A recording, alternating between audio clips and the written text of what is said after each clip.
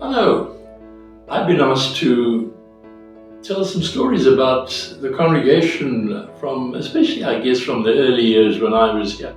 And I've been around for 35 years, so it takes us back some time. So possibly to go back to the very beginning when I got here and to pick out one or two things or one or two people that were significant. And one of the characters there was a retired bank manager. He was widowed, he lived up Maybury Street, lovely man, always impeccably dressed. I don't think I ever saw Jack Fisser without a tie and a jacket on. Anyway, Jack was very much around. And I hadn't been here very long when Jack started chirping about building a new church. And I've always resisted that. I think with churches and schools in those days, the campuses were totally underutilized. There were millions and millions and millions of rands invested in buildings to be used for a couple of hours a week. Anyway, I resisted the thing, but they had just come out of building what was then known as the New Hall. It's now where we're sitting here. It was the little hall that they'd put on for the youth.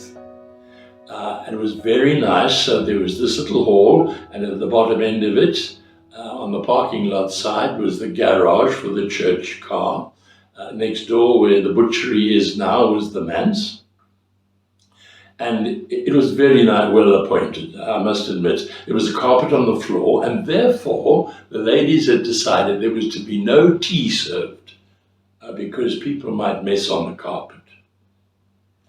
Well, everybody was very excited about this, and I just asked how folk had gone about paying for this, because I'd seen the balance sheets and they definitely didn't stretch to a new building.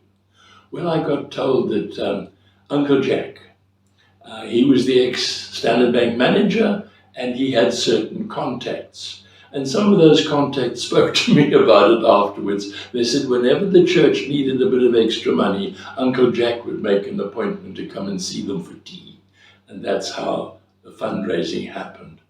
Well, that was something that needed to change, didn't it? But bless Uncle Jack, when he died, he left a significant amount in those days towards the building of a new church. And the new building is there to prove it. I got my way with others who thought like me. We didn't call it the church. It was called the new building. There were going to be no pews. And the way that hot potato was solved was that a running meter, if my memory serves, a running meter of Moranti pew, which is what folk thought was going to be good, was going to work out at about 500 rands per bum. And the chairs that we're using today, we got for less than 100.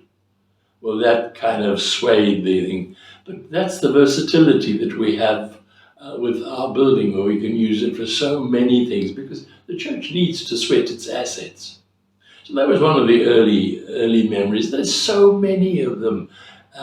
That the significant people, the place was kept going and kept in check by Archie Archibald.